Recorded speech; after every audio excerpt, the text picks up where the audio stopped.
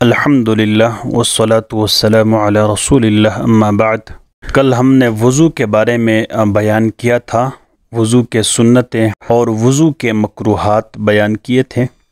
آج ہم نواقض وضو بیان کریں گے، یعنی ان چیزوں کا بیان کریں گے جن سے وضو ٹوٹ جاتا ہے۔ سب سے پہلے یہ جاننا ضروری ہے کہ جن چیزوں سے وضو ٹوٹتا ہے ان کی دو قسمیں ہیں، ایک وہ جو جسم کے اندر سے خارج ہو اور دوسرے وہ جو خارج سے آدمی پر طاری ہو۔ پہلی قسم جو جسم کے اندر سے خارج ہو، نمبر 1 پاخانہ پیشاب خارج ہونا، نمبر 2 پچھلے حصے سے ہوا کا خارج ہونا، نمبر 3 پاخانہ یا پیشاب کے مقام سے کسی اور چیز کا نکلنا، مثلا کچوا، کیڑا، کنکر، پتھر، خون وغیرہ کا نکلنا، اس سے بھی وضو ٹوٹ جاتا ہے۔ نمبر 4 بدن کے کسی حصے سے خون نکل کر بہہ جانا، ان سے بھی وضو ٹوٹ جاتا ہے۔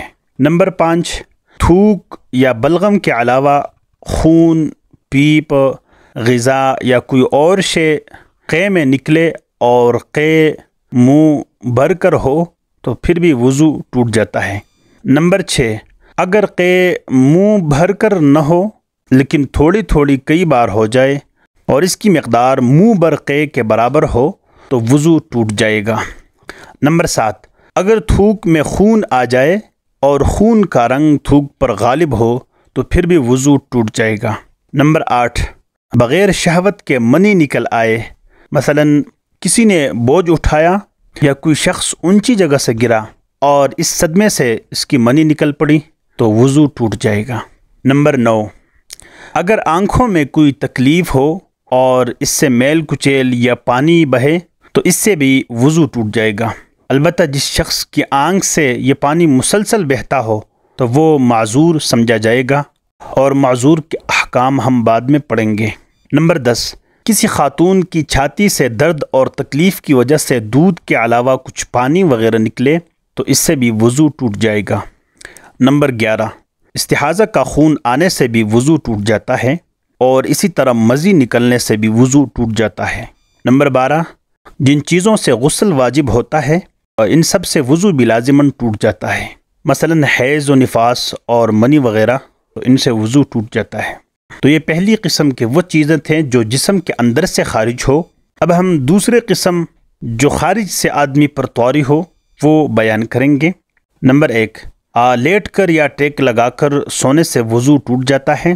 نمبر 2 جن حالتوں میں ہوش و حواس درست نہیں رہتے ان میں وضو ٹوٹ جاتا ہے۔ نمبر 3 کسی مرض یا صدمے کی وجہ سے بے ہوشی طاری ہو جائے تو وضو ٹوٹ جاتا ہے اس صورت میں بھی۔ نمبر 4 کسی نشیلی چیز کے کھانے یا پینے یا سونگھنے سے نشہ آ جائے تو وضو ٹوٹ جائے گا۔ نمازی جنازہ کے علاوہ کسی نماز میں قہقہہ مار کر ہنسنے سے بھی وضو ٹوٹ جاتا ہے۔ اور نمبر 6 دو آدمیوں کے شرمگاہیں شہوت کی حالت میں مل جائے اور بیچ میں کسی کپڑے وغیرہ کی رکاوٹ نہ ہو تو انزال ہوئے بغیر بھی وضو ٹوٹ جاتا ہے۔ نمبر 7 لیٹ کر نماز پڑھنے والا مریض اگر نماز میں سو جائے تو اس کا وضو بھی ٹوٹ جائے گا۔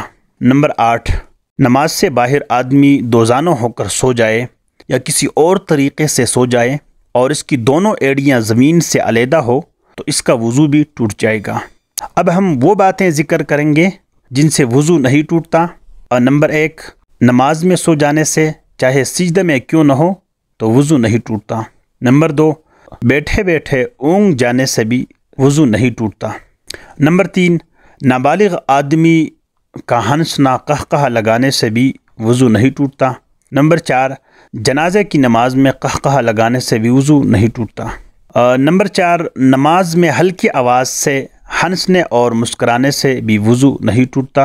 نمبر 5 عورت کے پستان سے دودھ نکلے یا نچوڑنے سے بھی وضو نہیں ٹوٹتا۔ نمبر 6 سطر برہنہ ہونے یا سطر کو ہاتھ لگانے سے یا کسی کا سطر دیکھنے سے بھی وضو نہیں ٹوٹتا۔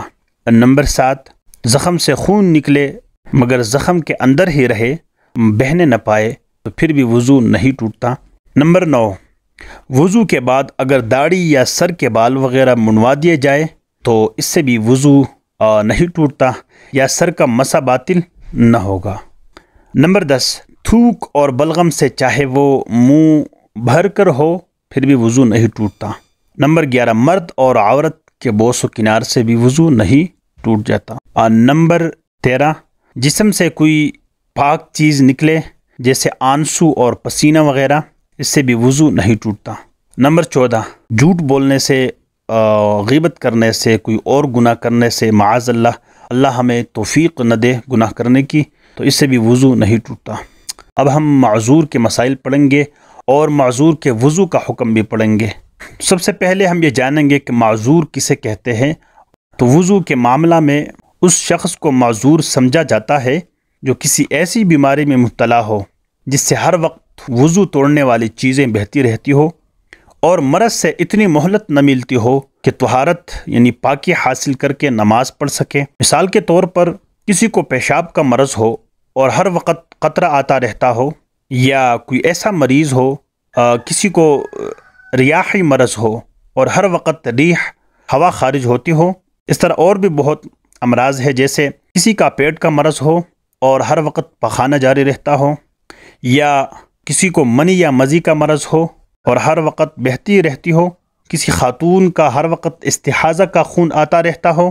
ان تمام صورتوں میں حکم یہ ہے کہ ایسا شخص ہر نماز کے لیے نیا وضو کرے گا، اور یہ وضو اس وقت تک باقی رہے گا جب تک کوئی دوسری چیز ایسی نہ پیدا ہو جائے جس سے وضو جاتا رہتا ہے۔